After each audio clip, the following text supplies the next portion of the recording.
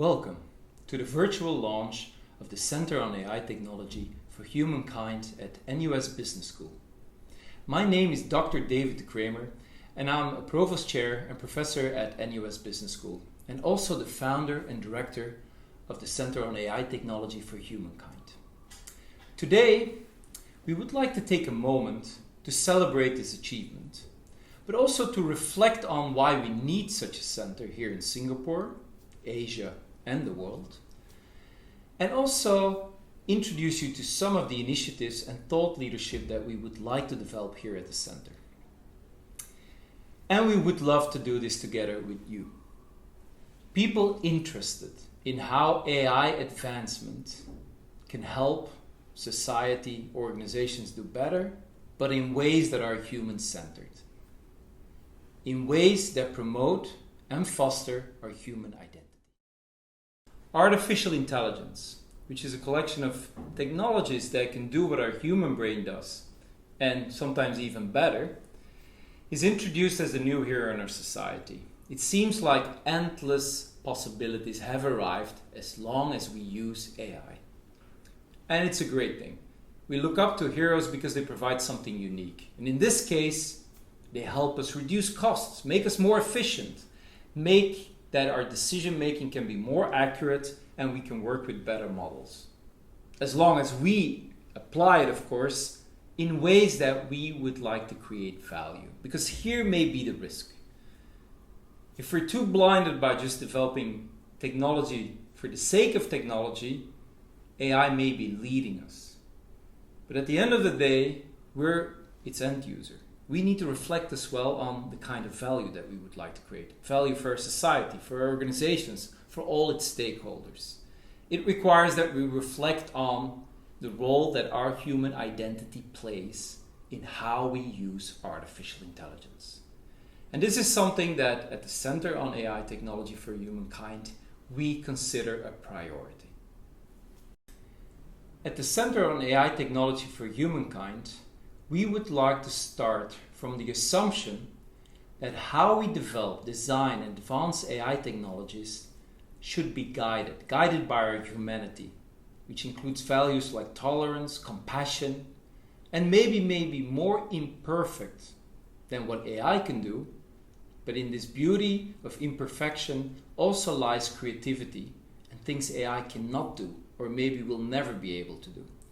So we need to bring these two worlds together, humanity and AI. And there's fertile ground to say so. We asked 74 tech startups in Singapore to give their opinion on what humanity and AI means to them. And what we found was really surprising, but also very encouraging. We found that about 80% of these tech startups considered the evaluation of the ethical consequences of their products a necessity. 65% of these startups said that tech products need to be evaluated in light of their contributions to human identity. And what about the implications of AI advancement? Well, 62% of these startups said that they did fear that rapid AI advancement would lead to less tolerance of human failure in the future.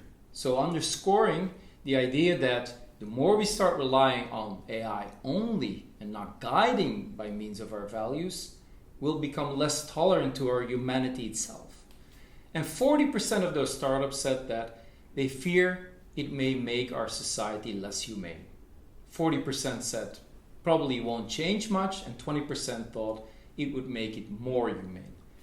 But what all these findings have in common is that they underscore the need to have a more human-centered view on how we advance our AI technologies. So that's good news for our center, which bases its values on integrity, tolerance, humanity, and innovation that is based on that marriage between our humanity and our AI technology and knowledge. I hope you enjoyed the tour. I hope you enjoyed the content, and I'll hope to see you collaborating with our center. Thank you.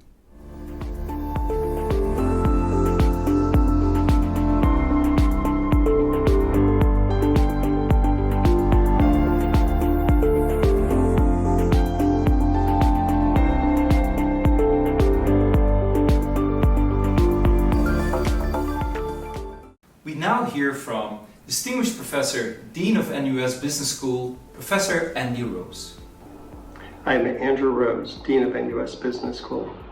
AI has already made a considerable impact on business and society and will continue to do so in the future. Through EIGHT, NUS Business hopes to contribute insights that shape a better future for us all. We look forward to seeing research from EIGHT help businesses, policymakers, and society make better decisions integrating AI into our lives. Next up, my special thanks go to our donor, Cornerstone Education Group, for their help in establishing our center.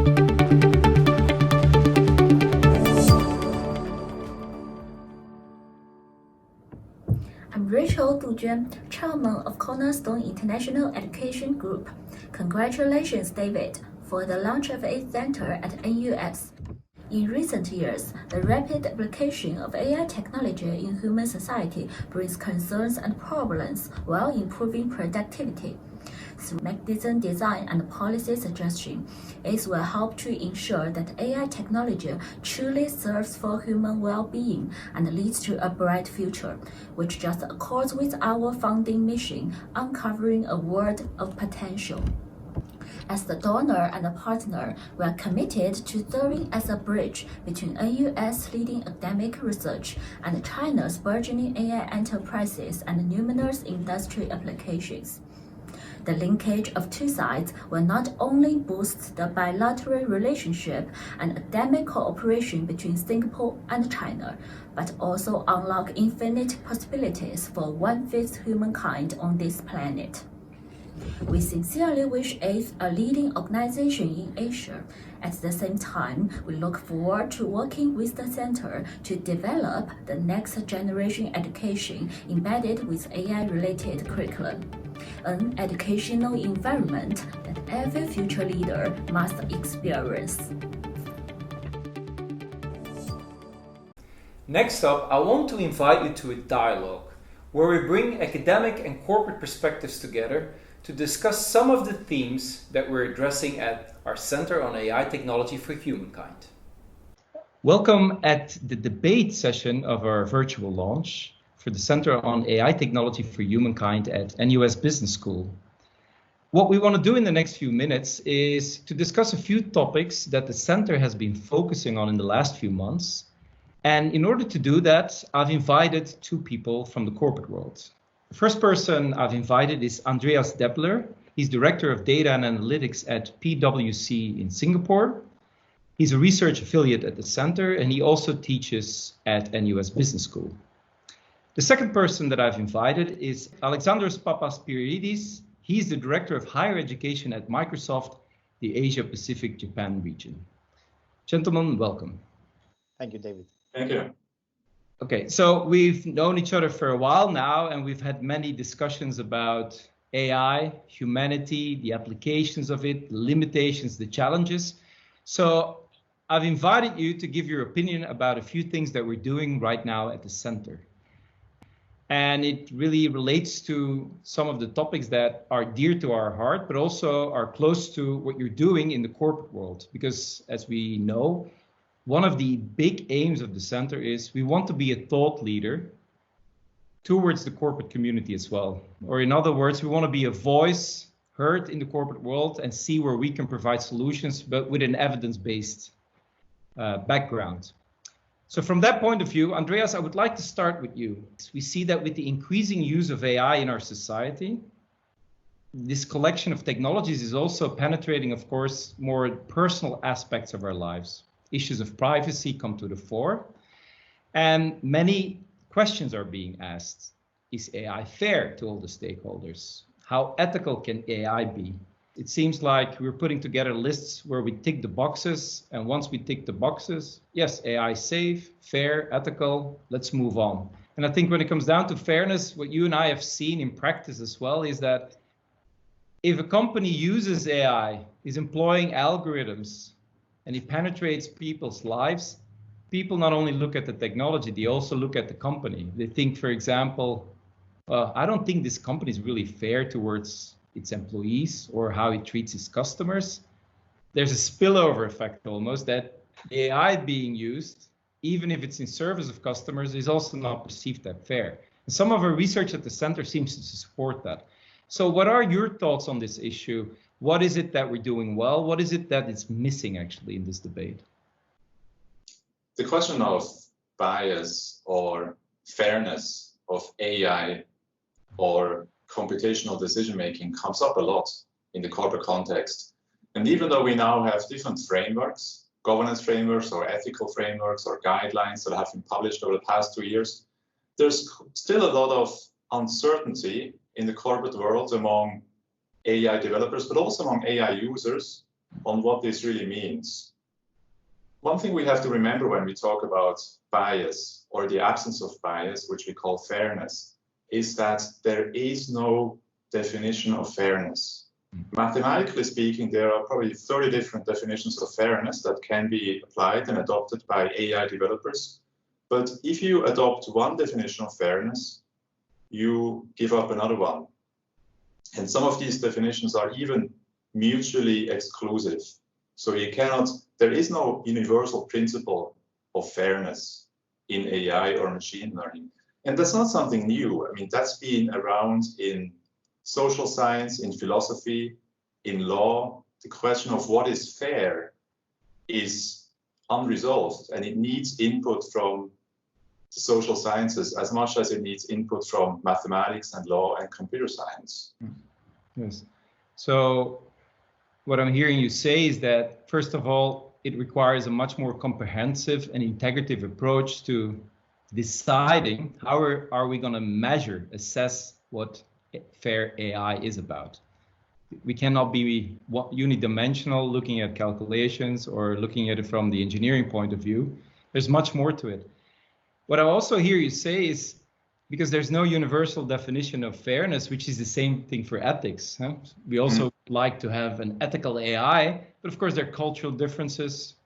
There's not one definition of what is ethical. Some people look at the outcomes. If the outcomes are good, it's ethical. Some people look at the principles. Brad Smith of Microsoft, actually, I think he said, when it comes down to facial recognition, for example, we need to be principle-based. So he really wants to impose on that, but it doesn't mean everyone agrees with it. So this aligns very well what we see with some of the research in our center, that what it then comes down to is, and when you say we need contributions from social sciences, is it's in the eye of the beholder. Yeah, and I think that's the main reason why algorithmic development or machine learning development has to be an interdisciplinary process. If the developers are left alone with these questions, what are they going to do? I mean, yes, there are tools available in the market that allow you to debias a data set, for example, but at the end, you still don't know whether your algorithm produces fair outcomes. You only know it when you actually deploy it. And even then, fairness is always a social construct. And as you also mentioned correctly, David, it is not necessarily portable from one environment or from one company to another environment or social context. So that's why I think in order to truly develop fair algorithms that make fair predictions and produce fair outcomes, there has to be a collaboration between the developers, the lawyers, and the social scientists and the ethicists. Do you see in your own company, but also in your contacts with other companies, do you see this shift happening? Is it in its early stages, or it's already happening, or it's already matured? Because we may be talking about it, but it's already happening. I would say there's a growing awareness, but in the corporate world, we like simple frameworks. We like checklists. And I think there's now a growing awareness that I'm also promoting in my own work, that it's not as easy as just going through a governance framework or a checklist and ticking the boxes. Especially fairness is a much more complex topic. So yes, I would say some people are working on this, but we are still in the early days. Okay, thank you.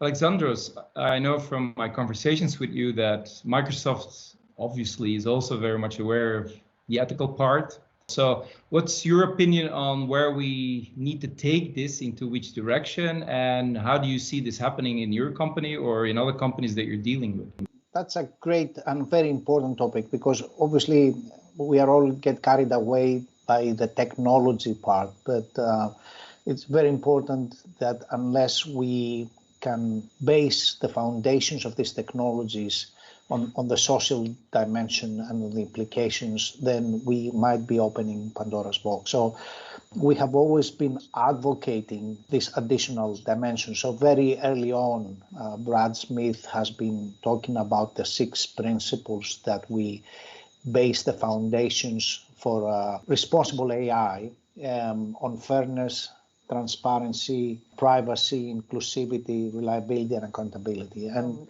what important is that obviously this cannot be, the Microsoft framework. It cannot be something which we tell the world we owe the absolute truth and you do it. As a matter of fact, we have been advocating is that we need cooperation to do that. So we have been opening the conversations with other institutions, and we're very much looking forward to the collaboration with this with institution that you're launching today.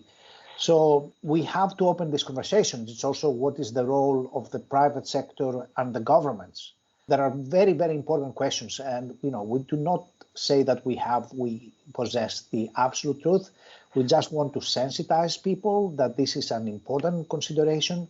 We use these principles internally because obviously our customers request from us, and obviously there are processes, internal processes on how do we do it. There's committees, there are people from different dimensions, from the corporate, there's people from research that we are discussing about these different dimensions that we have. And as Andrea said, it's obviously a complex topic, and that's why we need a lot more collaboration on that in order to drive this. You just mentioned making people aware of the topic, of the issue at hand, make them sensitive to it, that yes, we can all take a box and say AI fairness needs to be dealt with. But then, of course, if we go back to the lab, like Andrea says, it's a social construct, but we treat it or develop it and design it in a way that it's not social. Then are we moving ahead? We may have the sensitivities, but we're still being siloed in a certain way. So one of the things that Alexandros, that I admire what you're doing in your job is really getting things out there, ideas out there by means of training. So a second theme that I would like to focus on with you now is the issue of continuous education, training people in a new era, the era of AI. AI technologies are at our workplace, they're in our personal life, we have to deal with it. Business leaders have to run their organizations, have to develop business cases, where to implement it, how to use it, and the fairness issues. In my own classes, my executive classes, I get people who are in leadership positions, who have been in those positions for quite some time, asking me, am I still relevant? And they're afraid of what big gurus are saying, everything's going to change. So what do I need to do? One of the findings that we recently discovered in our center is that tech savviness in itself, again, a perception, is an important leadership quality. Today, if you're not perceived as tech savvy, you have a problem. So how do you see this, especially from your job as a director of higher education at Microsoft? Oh, that's a very complex question that you are raising here, David. There's different dimensions. First is the need for continuous education. That's very clear. And in order to do that, the first thing is, what is the culture shift that each organization has to go through this? So our CEO, Satya Nadella, has been saying that this shift on the growth mindset and the transformation from a know-it-all to a learn-it-all. This is what makes you humble and eager to learn, when you realize that you have to keep doing it. You have to be open. You have to try learning. But it's a culture first. You have to do the culture mindset. Again, with AI, obviously every company now is becoming a technology company. And now, post-COVID, right now, we have been emphasizing, obviously, that the digital component is going to be strengthened very, very rapidly. because the physical exchanges have been appended. So therefore, this will create a huge transformation about whatever we do. It's about remote learning, remote transactions, and e-commerce. So every company is going to be fundamentally and rapidly transformed through what we are going through that. But this is an opportunity for all of us. So there are three elements. It's obviously the technological element. It's also how you understand not only the technology, but the foundation. So it's important to have an equal firm grounding about the framework that we called, and that's why we have gone under the umbrella of responsible AI. And the third element is understanding the business implications. And all these three things, you have to build your competencies and for leaders, for the teams, for the whole of organization. So it's not only for a few people, but you have to open it for all. As a matter of fact, this year we are going through, every single employee at Microsoft is going through mandatory training for responsible AI. Not everybody will have to touch AI, but we all have to learn. We have to learn ahead before we use it, so we can actually advocate for our customers and our partners. And I think this is the expectation that customers and partners have from us, is to lead the way about how they should be thinking. So we cannot say you have to do it if we don't embrace it ourselves. Yes. So this is our role and responsibility in this. I like what you're saying there. If you want to lead people also in their education, you have to do it yourself first, because they have to recognize it. I know, and you've just mentioned this, most Microsoft employees will have to go to these trainings. Microsoft also has AI Business School, so I think there's a lot of attention to this. So could you elaborate a little bit on how does Microsoft brings this to society? You can bring Yes, again, great question. So first is, you have to democratize it. AI has to be open for everyone. It has to be an opportunity for every company, not just for some. And that's the big opportunity. So in order to do that, obviously the skills, the barrier to obtain skills have to be very, very low. And that's why for us, we are providing all courses through our platform, through Microsoft Learn, free of charge. Because we should not have any individual, any organization should not have any barriers to the access of this knowledge. And this is the same knowledge that is available to us employees. We're not doing something separate. So we are using the platform. We have a full platform available for training, which includes also the practice and the examples you have to do. The second one, it's also about, you said it very well, about the AI Business School. And the AI Business School is about how technology is being used. And because obviously every sector is quite different, we have gone through a number of specializations for specific industry. We have seen, for example, we have a specialization for how AI is being applied to education, how it is applied on government, on healthcare, and so on, because obviously there are nuanced versions of that. Again, this is free of access content to do that. And as part of our offerings, also we are building all the training about responsible AI and the resources on AI. So it's us opening this, not keeping it to ourselves, but opening to everyone, not only to our customers and partners, but really anyone can go and have access to that. But key thing is we have, if you're an organization, you have to build time for your employees to be trained. You should not consider training as a cost. You should consider as an investment.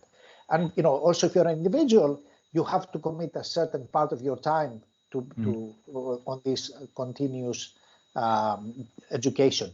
That's very important, and it's a responsibility for both organizations and individuals.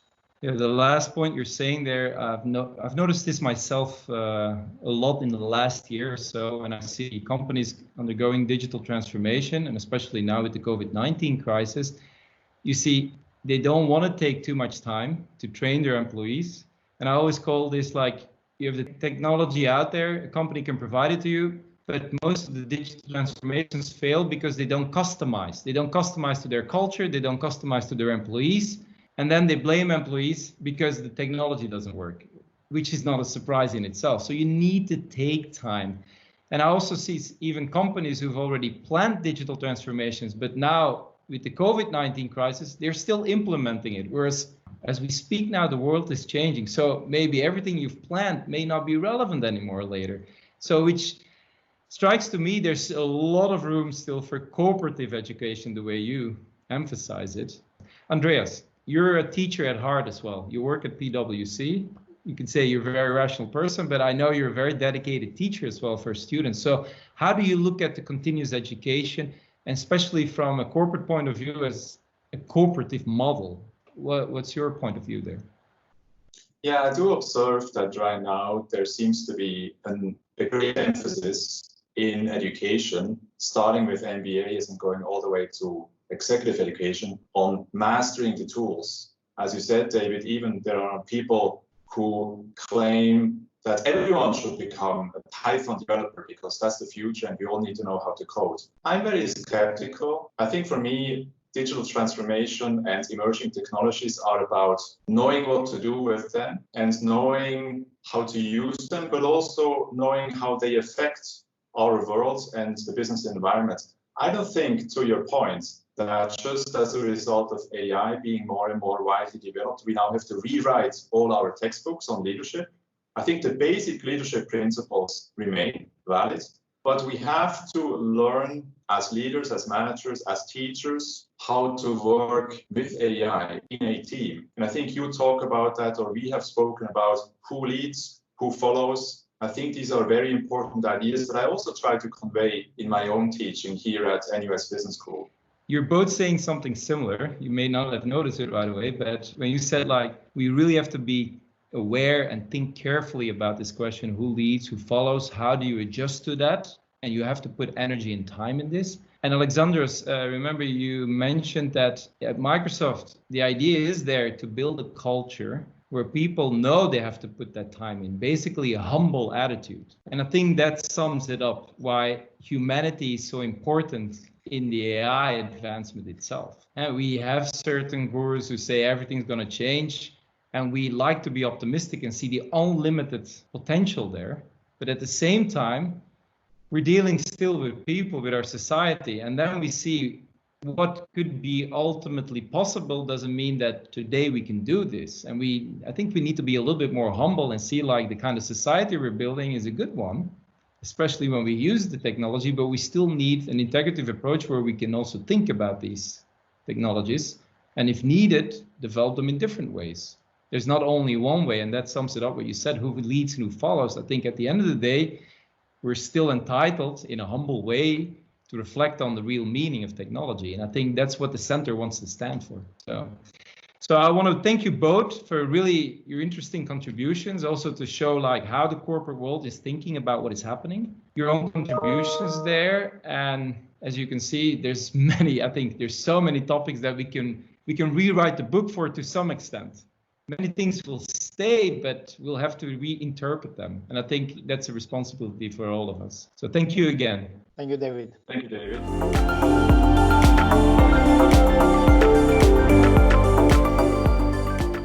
Before we finish, we will share with you on how AI is doing in business in the Asia-Pacific region.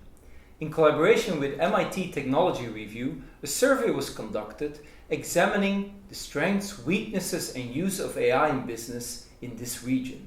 Here are the main findings.